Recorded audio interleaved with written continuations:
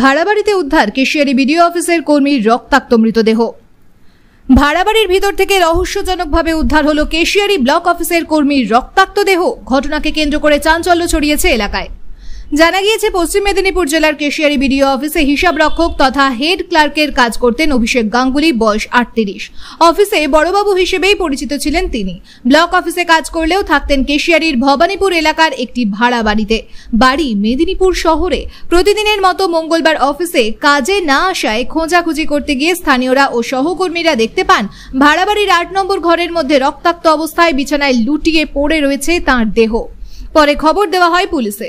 ঘটনাস্থলে কেশিয়ারি থানার পুলিশ এসে দেহ উদ্ধার করে নিয়ে যায়। পুলিশ সূত্রে খবর, দেহের মাথায় এবং গালে গভীর ক্ষতচিহ্ন রয়েছে। তবে রহস্যজনক এই প্রাণহানির কারণ নিয়ে তৈরি হয়েছে ধোঁয়াশা।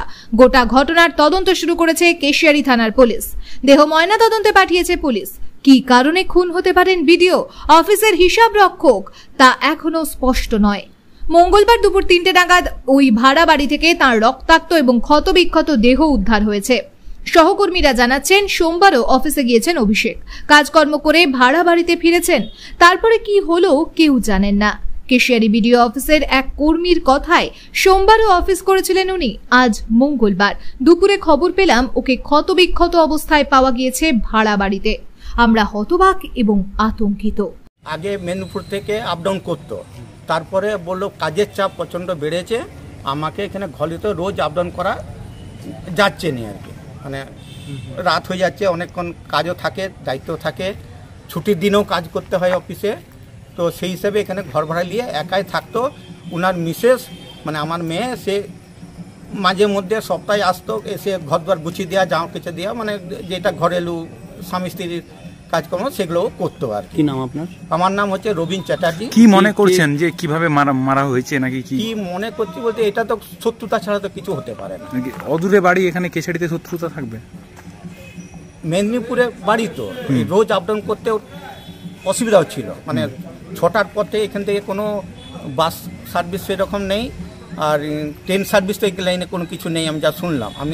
আমার বাড়ি গড়বেতায়, আমি থাকতাম উত্তরপ্রদেশে, সুতরাং আমার এই মধ্যে কোনো অতটা আমার অভিজ্ঞতা নেই আর কি।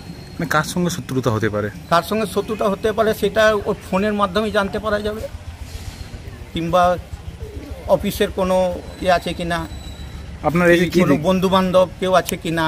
আপনার এসে কি দেখলেন? আমি এসে দেখলাম ওই তো এরকম সবাইকার মুখে শুনছি এরকম হয়েছে। এরপর আমাকে যখন দেখালেন হাসপাতালের ভিতরে বেডের মধ্যে, তখন দেখলাম এরকম অবস্থায় পড়ে আছে আর কি। মুখটা পুরো ফেড়ে দিয়েছে, যেমন সেই ছাগল কাটতে গেলে যেমন সেই করে ঠিক সেই ধরনের আর কি। আর মানে এটা যে করেছে খুবই, মানে সে জানে, মানে তার খুব পাকা মাথা, সেই রকম লোকই করে থাকবে তো এটা। মানে কোনো অপাকা ছেলে এই জিনিসটা করতে পারবে না। মানে যেইভাবে পরিকল্পিতভাবে কি খুন করা হয়েছে, এটা আমি কিছু বলতে পারছি না এখন এই মুহূর্তে আর কি। এই মুহূর্তে আমি কিছু বলতে পারছি। অভিষেক গাঙ্গুলি আপনি? আমার জামাই আর কি। কি নাম আপনার? আমার নাম রবীন চ্যাটার্জি। 2 লাইন খালি। কি মনে হচ্ছে, কি মনে করছে? মার্ডার মনে হচ্ছে, পরিষ্কার একদম। আর ওকে মারার মতো কেউ নয় অ্যাকচুয়ালি, ওকে মারার উচিত নয়। ও যেরকম ধরনের ছেলে আজ পর্যন্ত দেখেছি, কেউ মারার এত বড় নৃশংসভাবে হত্যা করবে কেউ বুঝতে পারেনি। আপনারা শরীরে কিভাবে ক্ষত দেখলেন? শরীরের এখান থেকে প্রায় এতটা চওড়া মতো কাটা আছে, কোনটা কাটা আছে, মাথার উপরে অনেকগুলো ক্ষত আছে, দেওয়ালে ঠেসিয়ে মারা হয়েছে বলে যারা আইউইটনেস সামনে ছিল, মানে রুমের ভেতরে যারা এন্ট্রি করেছে তারা বলেছে দেওয়ালেও রক্তের ছাপের দাগ আছে, পুরো রুমটাই রক্তের। উনি কতদিন ধরে কেশিয়ারিতে আছেন? বছর 2 দিনের। কেশিয়ারিতে কি কারোর সঙ্গে শত্রুতা বা এরকম কোনোদিন আভাস পেয়েছিলেন? তো মাস 2 দিনে কোনো পেশেন্টের রুম নিয়ে আছে, তাহলে যাতায়াতই করতো, রেগুলারলি যাতায়াত করতো। মানে এরই মধ্যে কারোর সঙ্গে শত্রুতা হওয়ার মতো কোনো ছেলেই নয় ও, বাস্তবিক বলছি, আমাদের নিজের ভাই বলে নয়, মানে ওর সঙ্গে ছেলেই নয় ও কোনোদিন, মানে করার মতো কোনোদিনই কোনো কারোর সঙ্গে, বাইরের লোকের সঙ্গে তো কোনোদিনই কোনো ঝগড়া না, ঘরের সঙ্গেও কোনো বিবাদ আর কিছু বলতে হবে না। পুলিশের বিষয়টি নিয়ে জানাবেন? অবশ্যই পুলিশের উপর ভরসা আছে, পুলিশ অবশ্যই ইনভেস্টিগেশন করছে। কি নাম আপনার? আমার নাম অভিজিৎ পাল। কে হয় আপনার? আমার মাসির ছিল। ঘটনাটা আমরা শুনেছি, শোনার পর যেখানে ভাড়া থাকতো সেখানে আমরা গিয়ে দেখলাম, থানায় পুলিশ এসছে, তারপর বডিটা হসপিটালে আনা হয়। কি শুনেছিলেন বা কি দেখলেন? মানে খুব রক্তাক্ত অবস্থায় পড়ে ছিল আর কি।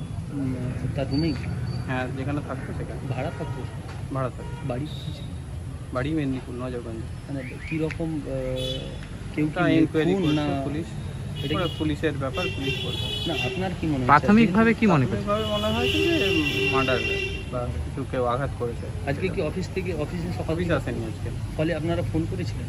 হ্যাঁ, ফোন করেছিলাম, ফোন সুইচ অফ ছিল। তারপরেই কি তদন্ত মানে খোঁজ তারপরেই করলেন? হ্যাঁ খোঁজ করে বাড়ির মালিক থানাতে ফোন করেছিল, থানা থেকে পুলিশ গিয়ে দেখেন যা হয়েছে তার। ওনার বাড়ির কেউ এসছে? হ্যাঁ, বাড়িতে ফ্যামিলি ছিল। কি নাম বললেন? তোমার নাম? অভিজিৎ দাস। কলিগ? হ্যাঁ, করি। মানে কোন পোস্টে আছেন আপনি? আমি পঞ্চায়েত সমিতি দিই। আর যে মারা গেছে সে কোন post এ আমাদের অ্যাকাউন্টেন্ট কাম হেড ক্লার্ক অভিষেক গাঙ্গুলি। ছিল? সে কি কোনো পরবর্তীকালে কোনো উচ্চপদস্থ জায়গায় বা কোনো হ্যাঁ, জয়েন্ট ভিডিওতে প্রমোশন। হতো? হতো আচ্ছা। মানে আর কতদিন বাকি ছিল বা কি জানতে পারছি? ওটা তো ডিপার্টমেন্টাল ব্যাপার। বয়স কত ছিল?